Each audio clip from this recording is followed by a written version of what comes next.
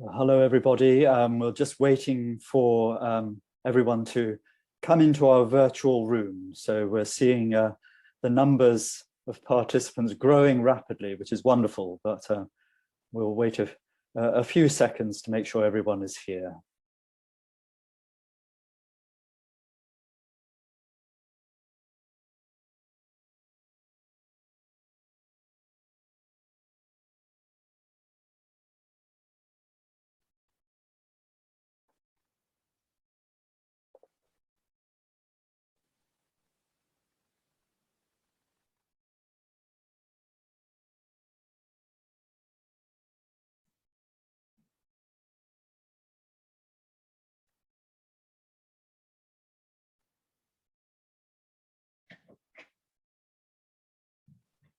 Very good. Well, I think the numbers are slowing, well, they're gradually creeping to a record number, I must say. So at that point, I think we'll make a start. So it's a huge pleasure to welcome you all to this webinar from the British Institute for the Study of Iraq.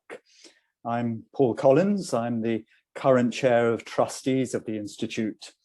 And I know for many of you, I should actually be saying welcome back, as this evening is really a resumption of a program of monthly talks the Institute has offered in the first half of this year. And we took something of a summer break, even if we didn't have much of a summer. And now we're resuming with a talk by a distinguished colleague and a great friend and supporter of the Institute, Dr. Stephanie Dalley. But before I formally introduce her this evening, I'd like to just say a few words for those of you who may be joining us either for the first time or may not know the Institute. We are the UK's leading institution for arts, humanities, and social sciences research and education on Iraq.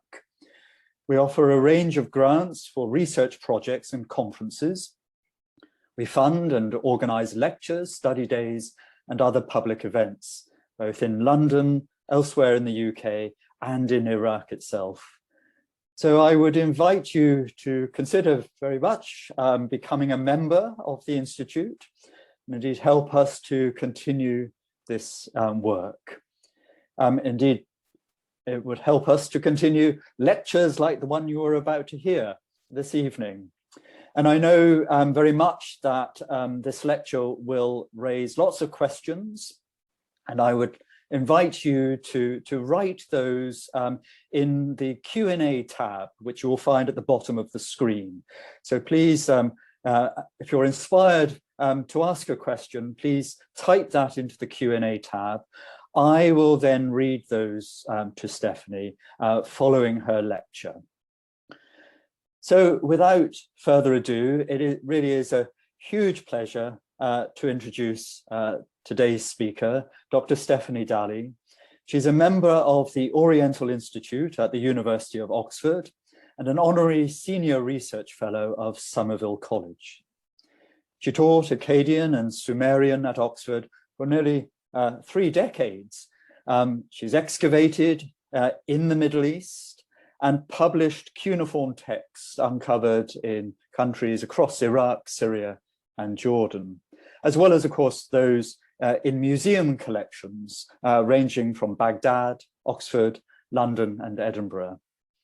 Her bibliography is extensive, and it would take more than an hour, I think, to work through it all, and ranges across an extraordinary range of interests, touching on aspects of the ancient world and ancient Mesopotamia.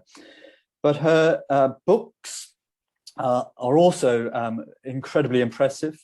I'll mention a few. Myths of Mesopotamia from 1986 remains at the top of a well-known online booksellers list for the ancient Middle East as a top seller. Mari and Karana, 2 old Babylonian cities from 1984, remains among certainly my favorite publications. Huge resource and important for teaching.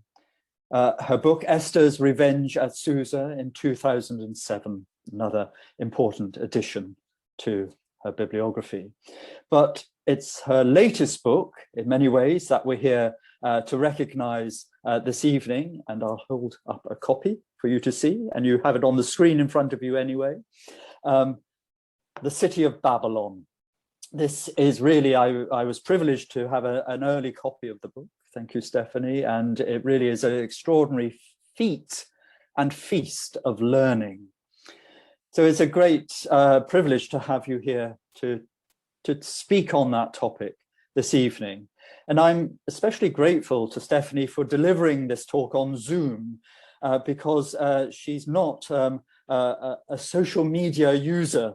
And so you're out of luck if you're a Facebook or a person who is does tweets and Twitter. You have no chance of her reaching her that way. But you have a chance here to hear about this extraordinary new work, and where she'll be talking about the City of Babylon, a history from around 2000 BC to AD 116. So Stephanie, over to you. Thank you very much indeed. Well, thank you very much, Paul. Can you hear me all right? Very clearly. Good, good. I'm just going to turn my video off so you can't see me while I'm talking. There are an awful lot of books that have the name Babylon in their, as the main word in their title, and some of them barely mention Babylon itself, casting their net much wider to sketch the ancient history of Mesopotamia, including the time before Babylon came into the frame. And some of them gave Mesopotamia, some of them gave the whole history of Babylon in about 3 pages. That covers about 2 millennia. But some of them, like their readers, didn't read cuneiform and concentrated mainly on biblical and Greek texts, which weren't, in my opinion, really Babylonian at all. It always included the Tower of Babel, the Hanging Garden of Nebuchadnezzar, Daniel in the lion's den, and all that. Now, some concentrated on the use or misuse of the name Babylon in much later times, long after thrones were abandoned there. Until quite recently, their accounts ended with Cyrus, claiming that his dynasty ended the many indigenous kings who'd ruled in Babylon before him. Well, what about the Kassites, I wondered? They were not indigenous. Why stop at Cyrus? In some accounts, Alexander ended the history, implying that Greek customs swamped 2000 years of civilization that had established written laws and literature and impressive administration and the education that lies behind them. Or else the accounts wandered off into Assyria as if Assyrians and Babylonians were the same, and they're not. 3 wonderful exhibitions on Babylon held in Berlin, Paris and London seem to give a relatively short account of the city, framed by long sequences of the history of excavation and the legends that grew up around the city and its kings when knowledge of the real thing was lost. So although I've read quite a few of those books, or parts of them, I found I didn't really know very much about Babylon, and I decided that the best way to do it was to start thinking of writing a book to fill that gap. Now, by a lucky chance, many years ago, when I was working on unpublished cuneiform tablets in the Ashmolean Museum in Oxford, I happened to meet a scholar from Leipzig, Joachim Oelsner. To my surprise and delight, he gave me a copy of his book, written in German, published in 1986 in Budapest. Its 547 typewritten pages, no IT then, were packed with information on cuneiform sources of the Hellenistic period. I had learnt nothing about them in my university courses, neither in Cambridge nor in London. Where, I wondered, was all that Hellenistic influence that had allowed histories of Babylon to end with Cyrus or Alexander? I've been trying to catch up ever since, not least by writing this book. It was only while immersed in the process that I discovered, to my amazement, that Trajan had visited the city, a fact that seemed to be unknown to some of my colleagues, as it had been to me. So that was one of my aims in writing this book. Also, I'd published a group of tablets that showed quite clearly, I think, that Babylon had not been abandoned during this 2000 years. There was a period around the middle of the second millennium BC when the city was meant to have been abandoned, some thought, for up to 400 years. But there was no evidence for that, either archaeologically, and it was built on a gap in evidence. The new tablets that I published shows that there wasn't a gap, and there's been a flood of tablets published since then that confirm that. I was also interested in the way that the Greeks and the Bible were the main attractions for people writing about Babylon. And it seemed to me that the most important thing that happened in the history was its relationship with Elam, which is to the east of Babylon. As you probably know, and here's my first, oh, no, it's not. I'm trying to change to my second slide. And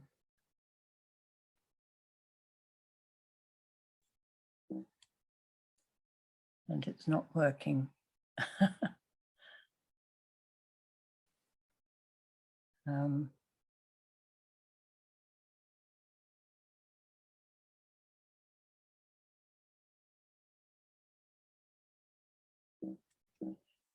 Can I have some help here? I can't get the next slide to come.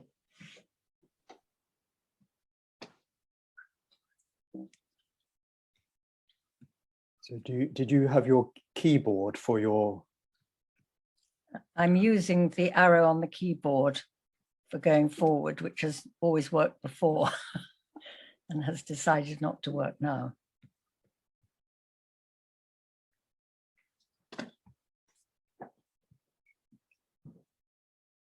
I can see your cursor moving, but yes.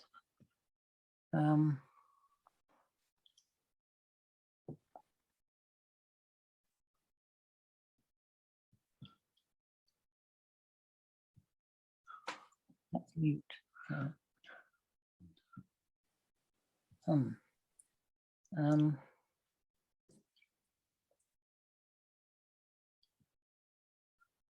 To get to there, that's the thing. Yes, I can't get the cursor onto that screen. There we go.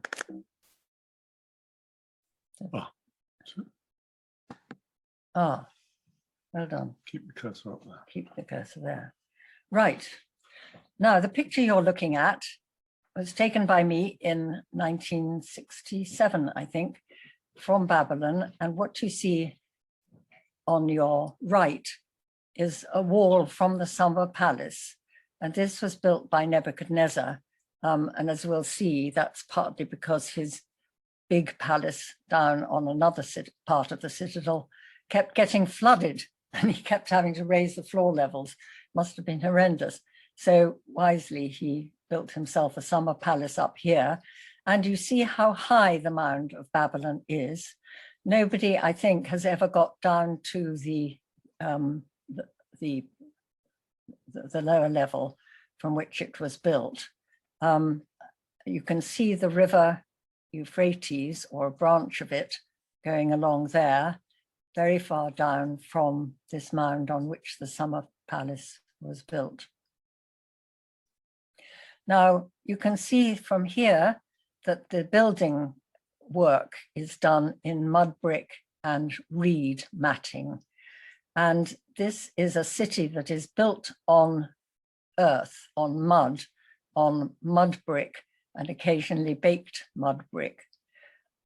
So it is not a stone-built city, and that's partly why it looked so dreadful when the Greeks came there, because of course they loved their glamorous stone marble monuments.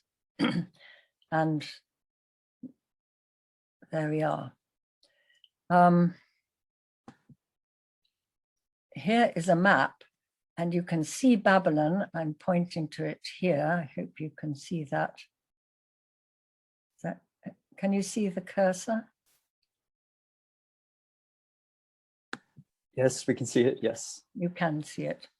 Good, okay. So here's Babylon, and it lies on the Euphrates.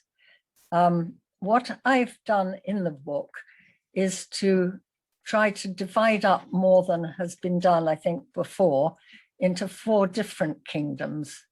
It's disappeared again. There's Babylonia, which is this part here, and then there's the Sea Land, which I think largely deserves to be seen as a different kingdom for almost all of the time that I've got in my book, from about 2000 down to down to Trajan, really. So I consider it to be different from Assyria, which lies on the Tigris, not the Euphrates, and the kingdom of Hana, which is also very much a cuneiform kingdom. In fact, we found quite a lot of tablets now from the cities there. The early kings of Mari were called King of Mari and Hana, so it went, that was the area that they considered to be under their control. There's a very important kingdom here at Aleppo, which is not a cuneiform kingdom, as I'm calling it now. The city of Haran up here is provided the kings, the last kings of Assyria, which hasn't quite been brought out before. And then the other place I'm going to talk about is Elam, this place which was very much in charge of parts of the Middle East, going all around here and around here, but in the time of Hammurabi, which I shall mention in a minute. Now, it's quite difficult to find the early evidence of anything in the time of Hammurabi, who ruled around 1800 BC, because mud brick is totally recyclable. And so when you want to build anything, you knock down the previous building and make your new mud bricks from it.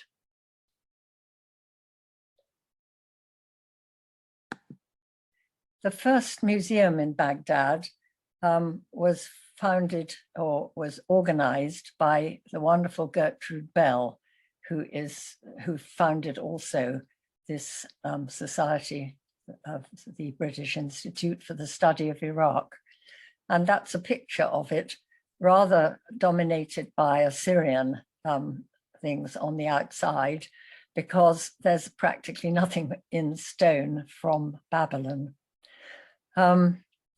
The first excavations were done away in at the very, very end of the 19th century by the proper excavations by Koldewey from Berlin, a really wonderful man who spent all the time, the whole year of every year until 1917, when the British came into Baghdad and they had to stop their work there. But they were, and then of course there was some looting of their workshops on the site. But this gives you some idea of the enormous depth to which you had to dig to get to some of the buildings. This is above the Temple of Marduk, and you can see somebody standing up here on the very top of that trench, and the workmen are having to haul everything that they dig up and up and up and out of the trench to this level at the very, very top of the photograph. But when Koldewey dug there had already been some great finds of Babylonian monuments. And this one, which is absolute charmer, it's I think it's not in the Louvre Museum. I think it's still in the Bibliothèque Nationale in, in Paris. But it was brought back by Louis XIV's gardener, who was obviously a great explorer looking for plants all over the place. And he brought it back because it's really very small. It's 45 centimeters high. And I always think with the photographs that one has, one simply can't see what kind of size you've got. You could imagine that that was very much bigger than it is. And that brings the point that so much of what we have is minuscule. The writing is minuscule. The motifs on the top of this black limestone stone, they're all tiny. Rather in the tradition that is also found on cylinder seals. But it must have been a bit galling for Caldervey that it was before him that so much was found. And I think it was while he was excavating that, in fact, the stela with Hammurabi's code, the monument that so many of you will know that stands proudly in the Louvre, was found at Susa, which at that time was under French control. So it ended up in Paris.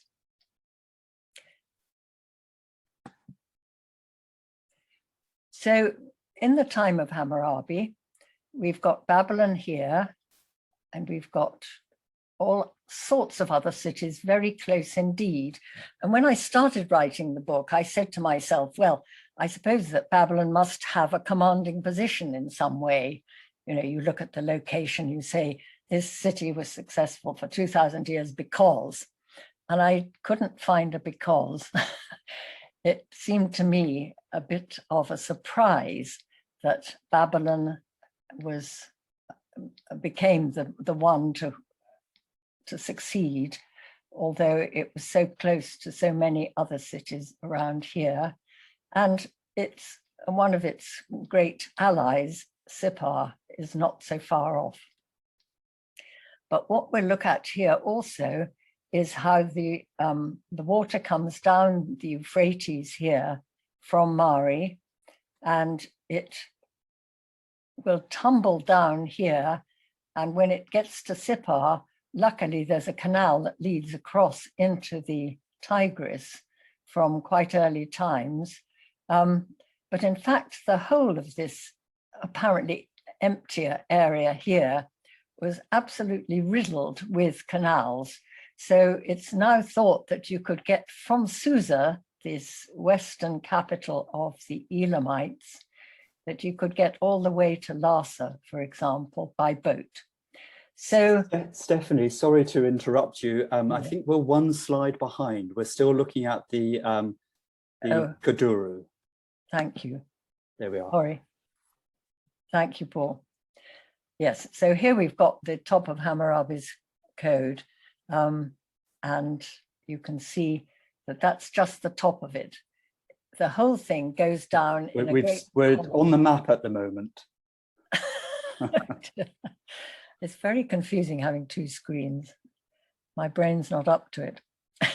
Right, on the map, we're looking at an area that is covered in canals that link all the different cities and where most of the transport is done by boat. And Susa here is the Elamite capital from which you could travel by boat, it is now thought, all the way down to at least to Larsa.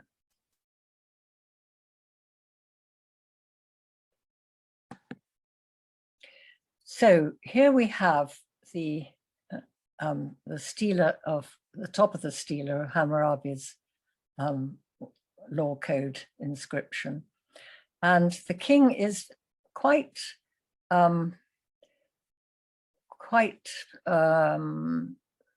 unimpressively dressed, you could say. I know we haven't got any color, of course, in any of these monuments, but you'll see he's got a rather plain looking hat, and he has a huge beard, which we think is natural, not an artificial beard. And here is the sun god, who is the god of justice, who you know is the god because he's got these horns on his crown, because he wears this flounced robe, and because he has his feet on a mountain, and he rises, of course, over the mountains to the east of Babylon, the Zagros Mountains, every morning. And he sits on a throne, which is here, which is like the entrance to a temple with these facade of stepped mud brick. And we'll see that that is the traditional way of doing temple walls and doorways, but for a while it wasn't. And there's a good reason, I think, for that. Now, I mentioned that Aleppo was one of the most important places, a West Semitic speaking place, city, known as Halab at that time.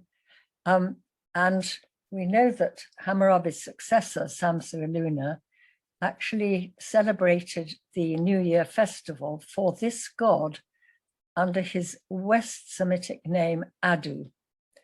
So this was found in Babylon and must have been brought over. It's basalt, which is the stone used very much in Syria.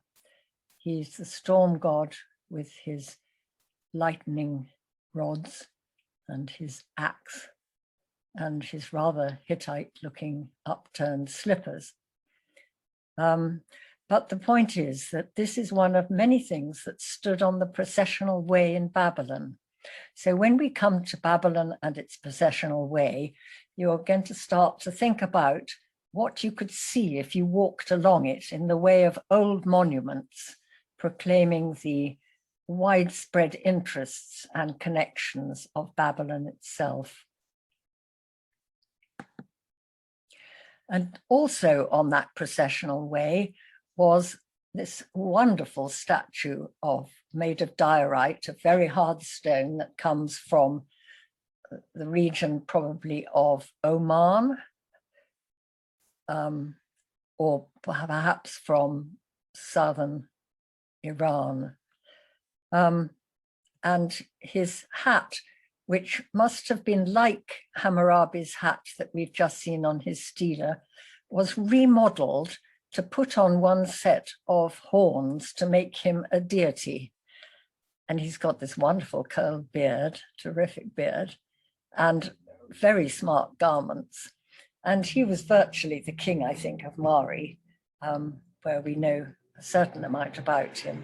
But we don't know exactly why he was taken to Babylon from Mari, possibly at the time when Hammurabi conquered the city of Mari.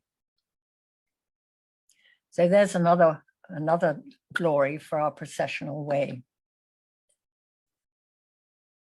Now, what I've done here is to give some idea of the canals that were dug across the country, lining up all these different cities. I'm still keeping the sea land as a separate place where the cities of Eridu and Ur, Larsa and Uruk are all in what I would call the sea land. There must have been some cities here in this area, probably also Lagash and Gyasu, but they belong to the previous period very much. So I've left them out.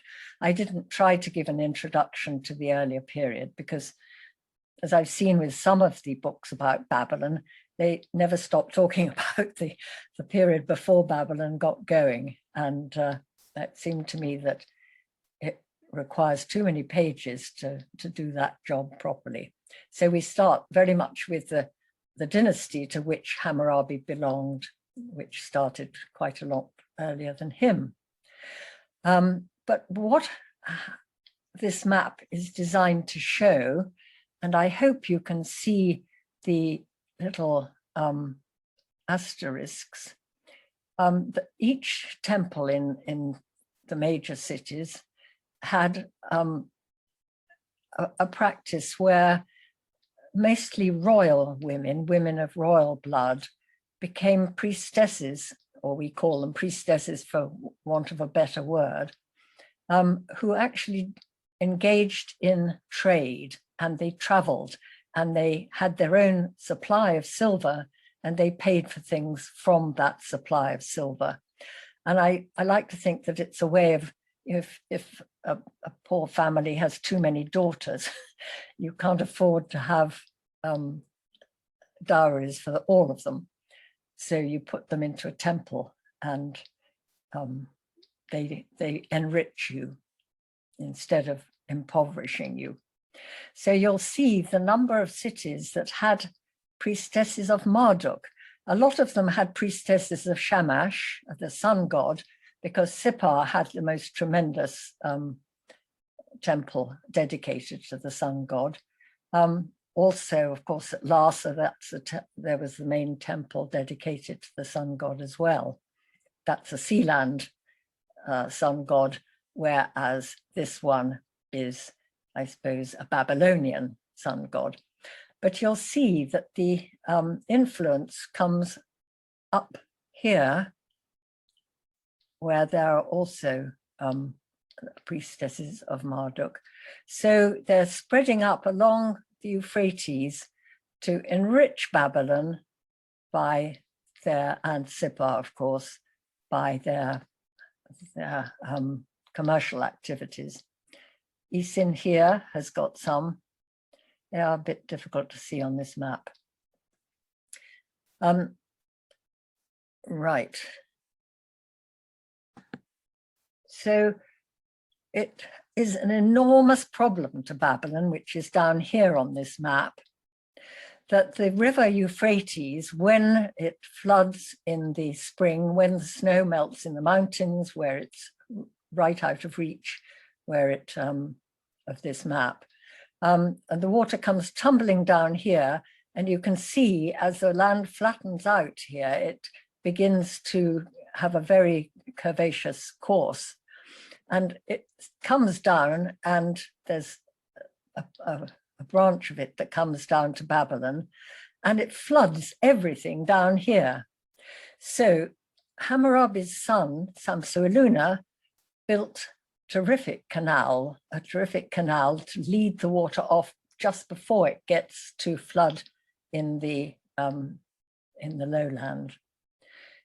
Now, he cut the first part of this canal, and we know this from one of his year names. He cut the first half, and then there was a big rebellion. It took a long time for him to get sorted on it, but he did get sorted on it. And afterwards, it's clear from his year names that he continued his work. He cut the second bit of the canal once he got the rebellion under control, so that the water first of all came into Lake Habbaniyah, where the great Air Force base was in the First World War and the Second. And he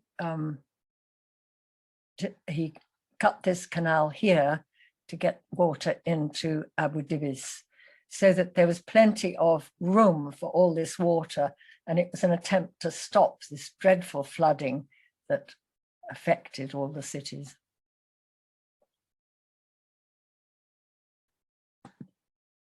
So one of the things I was interested in in writing the book was whether clay tablets, which of course are not organic, and that's why they survive, and it's a blessing for us that they have survived, whether that clay of the clay tablets with their cuneiform was the only or even the main material for writing on.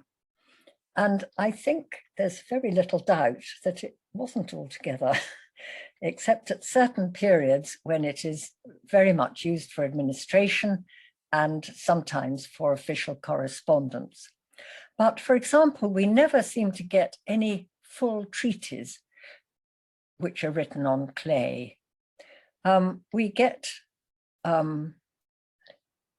excerpts which seem to be to go to and fro between two rulers in order to agree on a particular part of the treaty.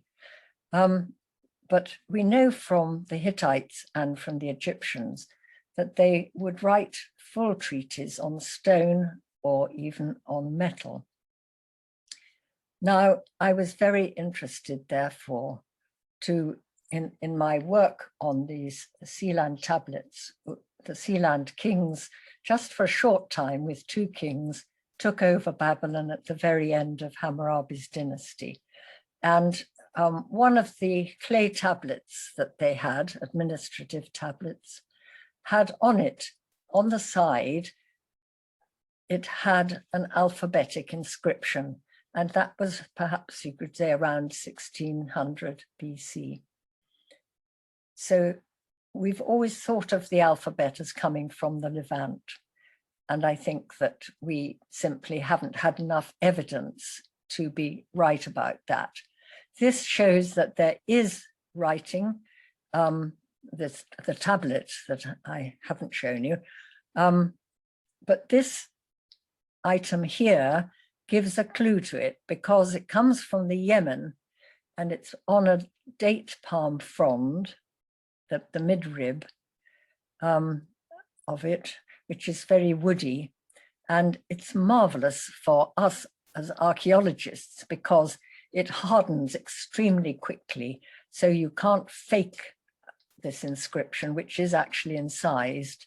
I know it doesn't look as if it's incised on the photograph, but it is, and I've had it checked by Wilhelmina de Waal in Leiden, where it currently is. They've found thousands of them in the Yemen, and they've tracked down the site of it, and they're carbon datable because they turn into more or less almost wood, although they're the midrib of the leaf. And this one is one of the earliest, and it is of the 9th century BC. So it seems to me very likely indeed that what we have on our Sealand tablet of 1600 BC is actually belongs to this, comes from this different writing material, which is not preserved. So we've been terribly lucky to get one tablet, and there were a couple more that were a bit damaged on the edge, so which probably did have an alphabetic inscription also. So that's a vital thing that I was looking at all the time. We have writing boards of wood and perhaps of ivory, which are mentioned in tablets of Hammurabi's time, but very, very seldom.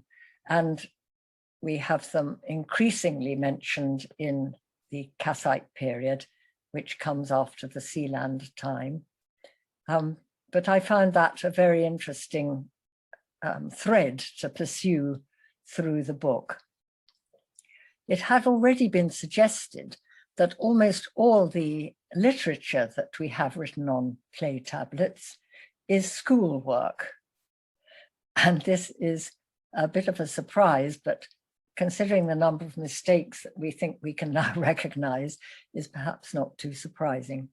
And the school tablets that we do find are always in the houses of high officials, almost always. We have very few that are stored in temple libraries until a quite late date. But for this time of Hammurabi and the Sealand dynasty, we have nothing really much from Babylon. There are a few tablets and they're quite interesting, but there's not a great deal of them. Well, now we're going to rush on into the Assyrian period. And some of you will know that there is a famous throne base of Shalmaneser III, where he's shown clasping hands with the king of Babylon, Marduk-Zakir-Shumi. And to my amazement, I found that in Damascus Museum, there was an alabaster urn, a very fine piece of alabaster, complete, with exactly the same picture on it as there is on the throne base from Nimrud. So this is the 9th century BC. And I think it's something to look out for, the idea that a motif that you find on a throne base or similar is actually put out elsewhere as a marker of a very important matter. And it is a very important matter because the king of Babylon actually was on a par with the king of Assyria. He wasn't regarded as somebody you had to subdue, and Babylon held a very, very special position in the eyes of the Assyrians.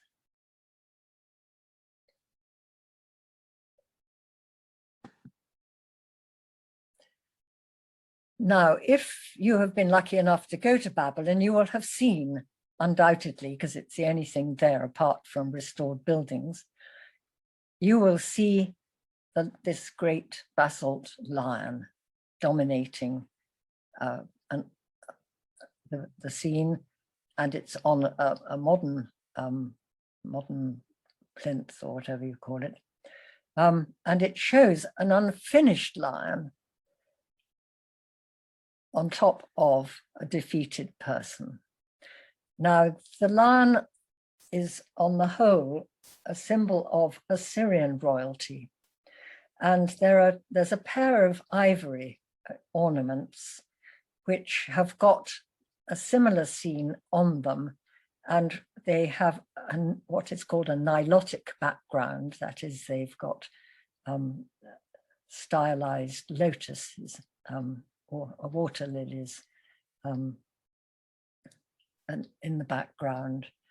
So it seemed to me that the likelihood was, and I've put it in my book rather boldly, that this is whoops, sorry, gone wrong. It seemed to me very likely indeed that this was started when Esarhaddon conquered Egypt in the 7th century BC. And Esarhaddon died on the way back. No, or was it the way there? Sorry, I can't remember. So that this would have been started in the area where basalt is to be found, which is on his route, and carved, brought to Babylon, ready for the triumph that Esarhaddon was going to enjoy when he came to Babylon, of which he was now the king. But dying was a terrible thing to happen because it meant that the oracles had failed the king, that he was unlucky, that the gods had withdrawn their support. So it came back to Babylon, but it never got finished. And not the least reason for that was that Esarhaddon, as we now know, I think, murdered or was responsible with his mother for murdering his father, Sennacherib. Well, that was quite a reason for not finishing it, as well as the fact that Esarhaddon was dead. Well, the Assyrians, for a few reigns, tried to rule Babylon, but the requirements of a king of Babylon were so onerous. All the things that he had, all the festivals that he had to participate in, all the delicates that he had to keep sweet, all the diplomacy that went on, and all the frightful intrigues, many of them by Elam, which meant that no arrangement they ever made stayed for very long. But here we see the Assyrians having finally decided that they couldn't allow Babylon to have its own ruler, even if he was from the Assyrian royal family. This one, Shamash-shum-ukin, was corrupted, you could say, by the Elamites, and they tried to take over the city. And what happened was the Assyrians came down and they looted. And this is the crown that they took from Shamash-shum-ukin's palace or whatever. And this is his giant official royal seal here, held by an Assyrian officials here. They also took his bed and his chariot. I think this is his chariot coming along behind here. So that was the end of the attempt to keep Assyria, to keep Babylon under the direct control of Assyria. But we're not sure what happened for much after that, because unfortunately, the Assyrian records, which are very full for this period, don't continue.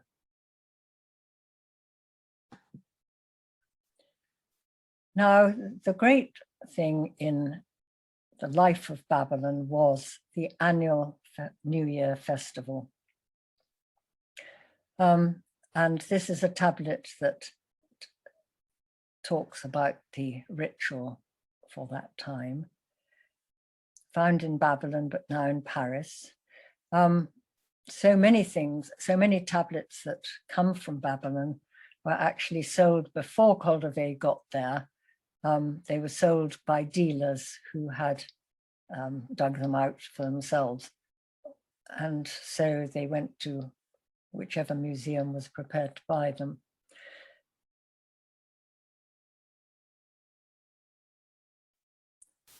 Now, when we come to the city of Babylon itself, we see there is a processional way, which is this line coming down here, and here are the great parts of the southern palace building. Here's the Temple of Nabu, and here is the huge complex of the Temple of Marduk with its ziggurat there. Now, Nebuchadnezzar and his father Nabopolassar were responsible for starting to build this palace at least, with many, many bricks that bear the stamp or the inscription incised of Nebuchadnezzar himself. And that palace was in a terrible place, probably because this was such an enormous ziggurat and bits kept falling off it and it had to be renewed and it was falling apart. But every time the weight of its structure forced the water table up, and this palace suffered as a result. So it's not very surprising that Nebuchadnezzar himself, in the 6th century BC, wanted to make a summer palace, which is way off this chart up here. And he, right. Now that's the ziggurat of Marduk, and this is his huge temple here. And the processional way comes from the Temple of the New Year Festival, where the king had to process, going all the way down there and out the other side. So the king would come out of his palace and pass many different temples for different parts of the ritual, which I've tried to describe in my book. But we think we know that the actual festival changed over time. It was updated, new things were put into it. And it went on for, I think, 12 days. So it was the most enormous event, and all the delegates from other countries came to renew their oaths of loyalty to the king and give him their presents. And he was taken down a peg by having to take off his royal garments and was slapped. And it was a hard slap. The tears were supposed to run. So I often thought we should do that to our leaders once a year. Now, when Cyrus conquered Babylon, he had an inscription written in Babylonian on this prism, a clay prism, which corresponds exactly to other clay prisms by other kings of Babylon. And it's been totally misunderstood. It's really very shocking. We have now found 2 tablets with fragments of the inscription on them, and it shows quite clearly that this was a propaganda piece to bring the locals into line with the new ruler. And it mentions the cities which were given freedom, and those include only Eastern cities. They don't include any Levantine cities or Syrian cities. They only include cities on the way to Susa and around there. So it's been used, of course, in the history of Judeans in a most inappropriate way, and certainly in an inappropriate way by the United Nations, but there we are. So it's a propaganda piece, and it would have been put in the walls of the city, and there must be other examples of it, because we know what prisms were for. They were put in different places in the walls of buildings.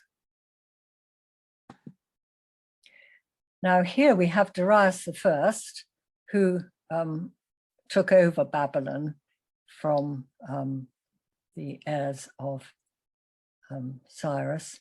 And here he is at Bisitoon, and this part of the carving at Bisitoon was put onto a stela that stood on the processional way in Babylon by the Ishtar Gate.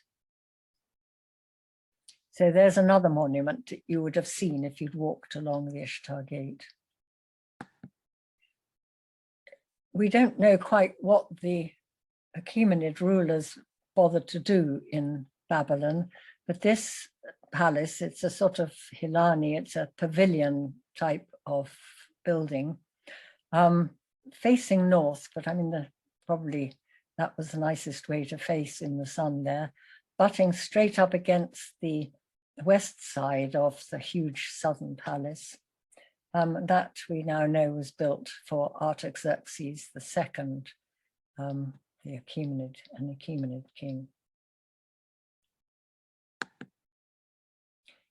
Rather wonderfully, a colleague has found that this is the design of a seal which was used by Virosis, the priest who wrote an account of traditional information for the Greeks. He wrote it in Greek, and he put his seal, which it belongs to his office and was used by other people who held the same office as well during his time.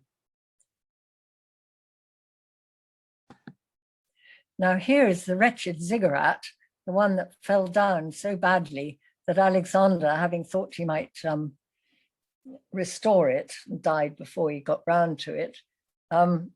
It was, well, all the brick was taken off by elephants coming from Bactria, a trail of elephants taking the mud brick off the ziggurat and forming a new mound. I think it's thought to be the Summer Palace mound. So that we don't know at all what it looked like. but you can see what, well, it's a pity I haven't got a scale on it, but it is the most monstrous construction. And as one knows now from examples in big cities, when a really big and heavy building is put up, the water table rises in the vicinity of it. And that was the trouble, part of the trouble with the southern palace. Now, I was interested in what happened to Babylon at this period when it was supposed to have totally Hellenized and fallen in ruins. So I have put up a map where, again, with little asterisks, you can see where it is actually known that the cult of Baal persisted long after the fall of Babylon and well into the Roman period. There's Ashur there, there's Hatra there, there's Erbil there, Nisibin, Edessa, Palmyra, and probably also Antioch. So we'll finish with a couple of things showing that, which is very, very interesting. Now, if you look at Assyrian sculptures, you'll see that when men are swimming, and sometimes they're shown swimming up to the walls of a city by subterfuge in order to catch the locals and get access to a city that is under siege. This is not a swimming figure, it is a figure emerging from the water because she represents, and you can see it's a woman, she's holding her breast off a milk.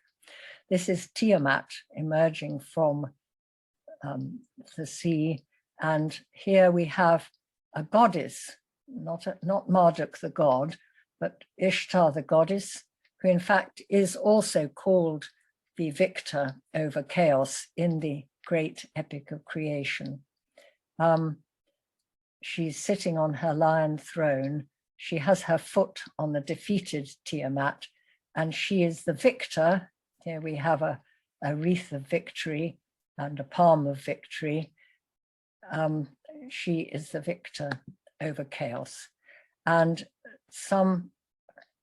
this really wonderful statue of the same motif. I'm not absolutely sure if this is a man or a woman. I think it's a man. This is a copy of the statue of the fortune of Antioch. And it was made by a wonderful sculptor called Eutychides. She has this wonderfully sort of relaxed look of having her foot on all of chaos, which is probably a local version of chaos, the Orontes River, which of course flooded very badly too. And she's holding a palm of victory. And she has on a turreted crown, which actually we found is worn by a late Assyrian queen. So this is, I think, an indication, though I didn't actually put an asterisk by Antioch on Orontes. I think this is a place where the epic of creation in some form would have been known in the Seleucid period, when the heirs of Alexander ruled there. And I was interested in how hard when Alexander died, how hard his family tried to found a dynasty and were unable to, because of course Alexander was so young, he hadn't got a flood of sons to choose from, or even nephews, I think. So it was a very difficult business. Anyway, that's just a few snapshots of this very wonderful city. And to show how little we know, I'll just say briefly that this representation of the Ishtar Gate in Berlin has got stepped merlons on the top, as if a fortification on the Assyrian style.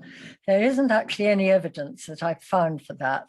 And I gather I'm not the only person who's worried about that. There's been a terrible feeling that the Assyrians and the Babylonians are the same people. So, you know, if you could put something up that looked Assyrian, it would do for Babylon as well. But this Ishtar Gate, in fact, has the iconography of Marduk on it. It has the Mushushu dragon, and it has the bull. So it may be that a part of the processional way nearby was dedicated to Ishtar, but this maybe should really be called the Marduk Gate, because Marduk was promoted and promoted over the centuries through his rituals and his epic of creation. And so everybody likes to associate him perhaps with this as well.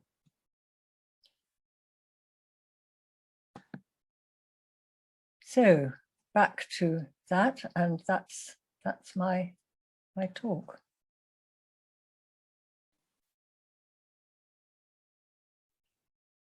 Stephanie, thank you very much indeed. What an extraordinary journey over several thousand years at one site. So thank you for those wonderful snapshots, and of course just moments in the longer journey as described in your book. So thank you for that.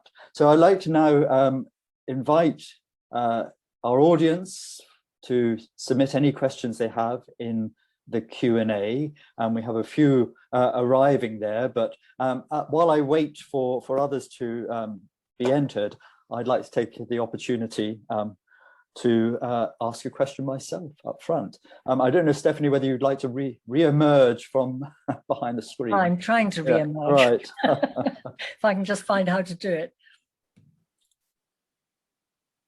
Change screens. Right. Where's my video gone? You see, oh yes. There we are. Perfect. We see you. Happen? Yep, lovely. Thank you very much. Great. I think, in fact, we can see you twice, so all the better. Well, I don't know about that. Yeah. Not to worry. No, it's Well, very thank good. you. So, if I may, therefore, I'm going to sort of shamefully, in my introduction, I failed to mention, of course, perhaps one of your most famous publications, and of course, it's The Mystery of the Hanging Gardens of Babylon. And I just wanted to ask how much you're thinking investigating that story, which of course you relocate very much to Assyria and the achievements of the Assyrian kings, how much by 2013 and your work on that story shaped your interest in developing the history of Babylon that we've heard about this evening?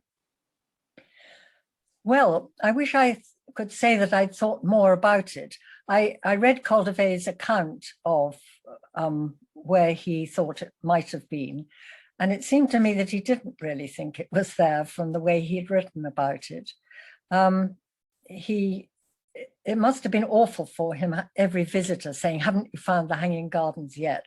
You can imagine the irritation of it for the poor excavator who had too much of that. The building that he did suggest, and I don't know that I can go back to that slide, I better not try. The building, it's a part of the Southern Palace, and it's right in the corner by the Gate of Ishtar. And I think that what he found there, which has got a very interesting water raising mechanism, something like a bucket chain from two wells down there. I think it must have been something like the window of appearances up high, so that the women of the family could look down on the great processions that went on there, and keep an eye on what was going on, really, at least to make an appearance to the public under a bower of vines or whatever they planted there, because nothing that is there, as Caldervey realized, would match any of the accounts of the Hanging Garden. It's way away from anywhere that you could bring water from. You'd have to get it through all sorts of walls of palaces and fortifications. So I don't think there's a chance of it being there. And I think that, I mean, Donald Wiseman and others who made suggestions for the location of it could see that. They realized that Caldervey was not convinced. But with Wiseman, of course, as with Caldervey, there was a desperation to find them in Babylon, and they couldn't. So that's my answer. Thank you very much. Right, we have some more questions for you, and the first one really is I think in relation to your discussion around the Cyrus cylinder, and which you described as propaganda. And so we have a question just really asking, what do you mean by propaganda? Is that an appropriate term for the Cyrus cylinder? Well, I think it's suitable for all royal inscriptions, really. I'm not making an exception for Cyrus on that count. I'm simply saying that it has to be seen in the tradition of Babylonian royal inscriptions, which are always, if a usurper comes in, it does mean that the gods have withdrawn their support for the previous incumbent of the throne. So the usurper has got to make out that he did things so beautifully and was so accepted by all the people there that he was successful and the gods approved of him. So I think that's the way to look at it. I was amazed when I did realize that the cities to which he'd given freedoms were all on the Tigris side of Mesopotamia and to the east of it. Thank you for that, because it actually picks up on another question we've been asked, which was just reflecting on the fact that you said the Cyrus cylinder didn't mention or doesn't mention Jerusalem. So reinforcing that idea that it has connections with the biblical world, but as you say, that's not what the geography says. That's not what the geography says. And of course, we do now have this wonderful archive, or several archives, from sites in central Mesopotamia, which have the records of Judeans who lived there, who must have been deported there after Nebuchadnezzar's taking over Jerusalem. And we found that they were happily settled. They were paying their taxes. The tax collectors have Babylonian names, and the people paying the taxes have Judean names, but the taxes are perfectly normal taxes that everybody had to pay if they were farmers. And that most of the people stayed after you might have expected them to go back to help rebuild the temple in Jerusalem. So it's very difficult to assess that, because of course it's been such a, well, it's almost been a sort of soppy thing to talk about, weeping by the willows. I think they were digging by the willows. They were hard at work, producing enough to feed their families and pay their taxes. And it's all become a very sobby story in current music, literature, and so on, which it can only be corrected, as Haim Tadmor once told me. You'll only correct these stories from contemporary sources if you're lucky enough to get them. Thank you very much. And talking of contemporary sources, we have a question around your opinion on the Tower of Babel stele from the Shoyin collection, which was published in 2011. Well, in my opinion, it's definitely a fake. I won't say more than that. I have published exactly why I say so in a review in a quiet place, but I am sure about it. Thank you for that. We have then a question around, can we have more information about the Sealand clay tablet with an alphabetic inscription, and where might it be published? Right. Well, I published about 473, I think, tablets in the Scoian collection in a series called the Cornell University Studies in Sumerian and Akkadian. It's number 9 in a series that's now reached, I think, about 42. And it's got photographs and so on. I had it looked at before I published it by several people, and they were as puzzled as I was until I found out about the palm midribs from Yemen. And then I realized that actually we needed to sort of shift our ideas perhaps away from the Levant if we were looking for the origins of alphabetic writing in general. But I don't suppose the Yemen ones are in Aramaic. They're probably some early Arabian language. And I don't know how, I haven't found any connections between Arabia and the Sealand. Thank you very much. And now quite a detailed question around the interpretation of names. The relationships between the names Babil and Kadingira. The question is Kadingira really a later translation in Sumerian from a non-Akkadian toponym interpreted as God's door by Akkadians?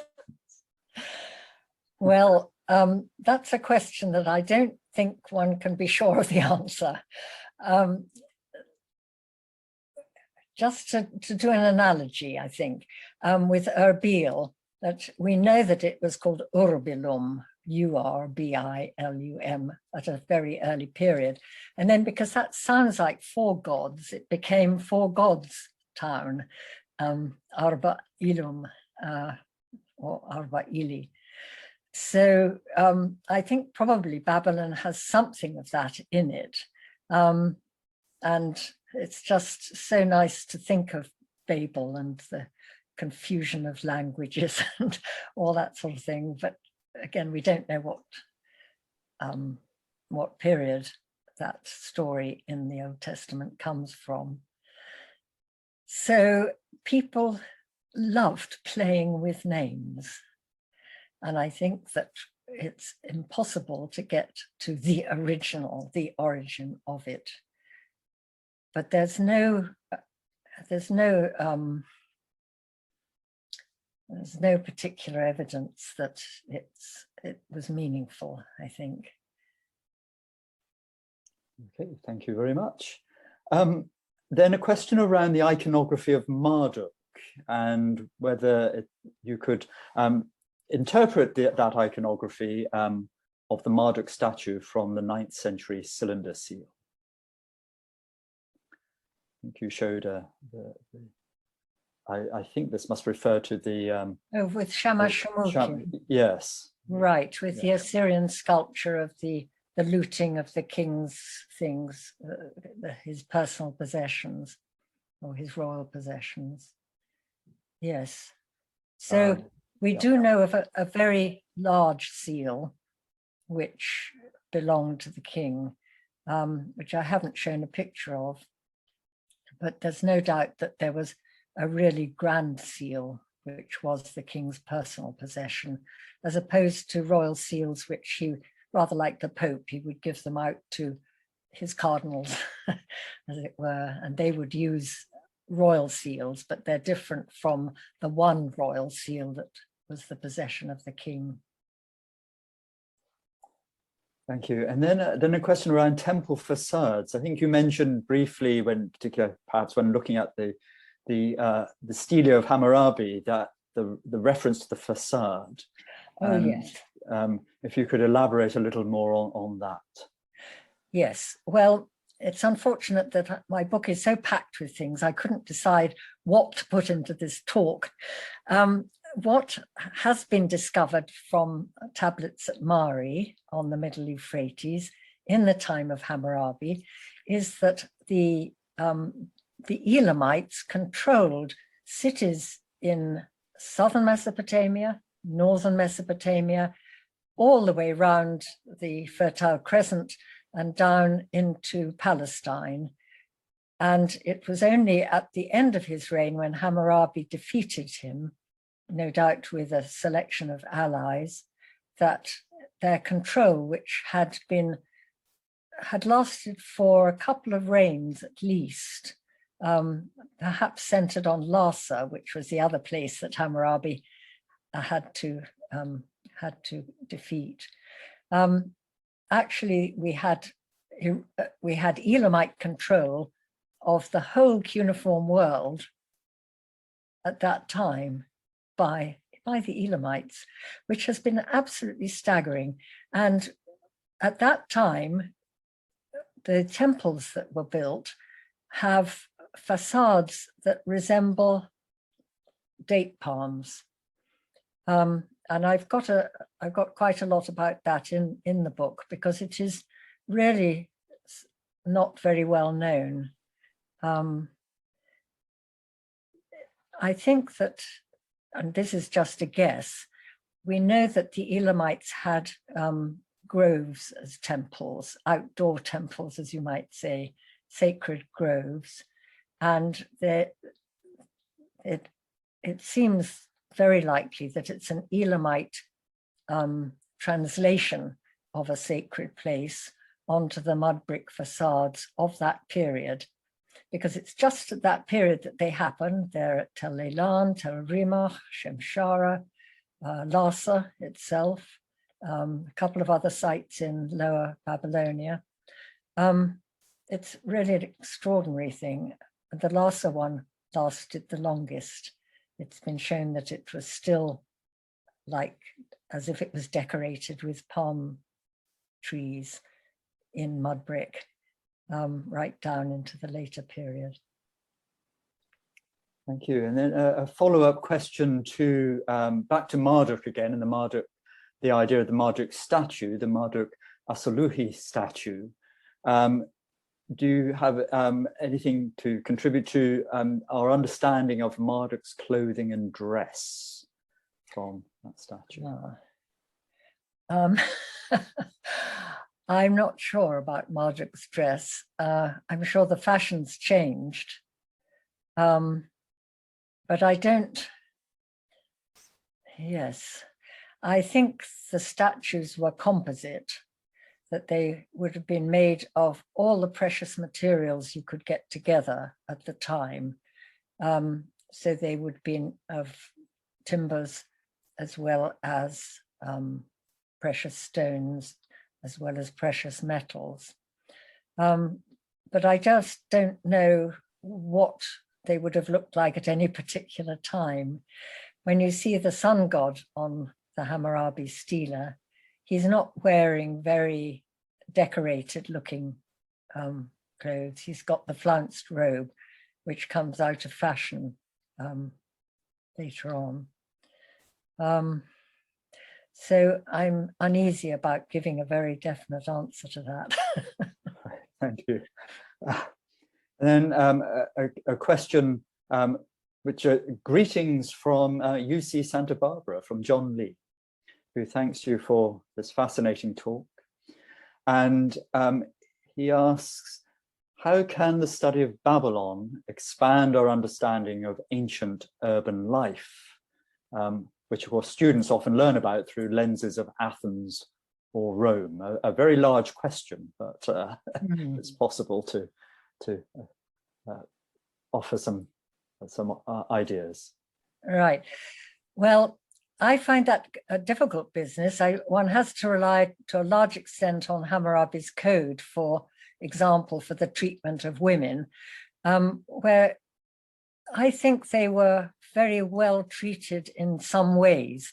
For example, if their husband was a trader and he went away and he stayed away for several years, she was entitled to take another husband because, and he might come back again. And then if they had children, if she had children by both, they had an equal share in the inheritance.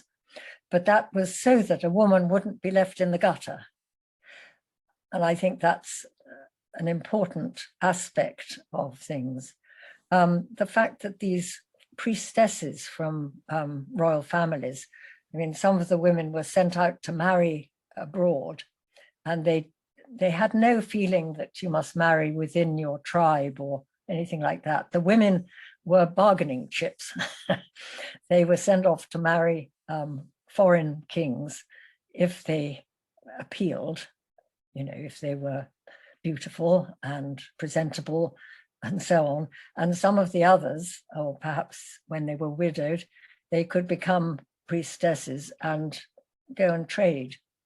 So they were very, they were quite liberated in that sort of way. One of the things about, I hate the idea of trying to discuss the economy of the place, but I do think it's very interesting that glass production seems to have started at the time of at least the Sealand, the first Sealand dynasty around 1600, because we do have a glass recipe text attributed to a Sealand king. And there are other indications, not least the wonderful glass axe heads, of which you have some, I think, in the Ashmolean Museum, which show that these glass axe heads of different colors were prized objects. And it has been found and noticed, but not enough, I think. It was Henry Wright in Adams's book on Lower Mesopotamia, the discovery of a plant that would have been ideal as a flux, I think you call it, for making glass. And I've wondered whether the so-called Sasanian fields of glass around the south of Iraq, in fact, go back, way back to the middle of the 2nd millennium BC.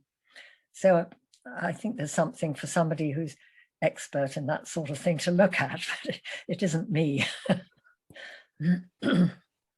Thank you. That's a wonderful sort of, as it were, idea of how your book enables those sorts of questions to be asked, because traveling across 2000 years with, as you said, packed with things, it really is. And this talk this evening has been a wonderful example of the sorts of connections and journey that you've been able to achieve in this extraordinary piece of learning. So Stephanie, for both the book, which you know, I'm not a promoter, so, but I'm very happy to promote. So thank you for that book, but also for this extraordinary and wonderfully illuminating lecture this evening. We're very grateful indeed. Thank you very much. And I'd just like to thank everybody who's joined us this evening. Thank you for being here. And to say that alongside the Zoom lectures that the British Institute for the Study of Iraq is able to offer you, we're now returning also to our in-person talk. So those of you who are able to come to London on the 10th of November, we have our patron, Sir Terence Clarke, talking on the evolution of the Saluki as an enduring part of the cultural heritage of the Middle East. So you can see our range of subjects stretches from antiquity to the now, which is the whole purpose of the Institute. So thank you for joining us, and thank you again, Stephanie, for this incredible experience and journey through the history of Babylon. Thank you. Well, thank you for inviting me.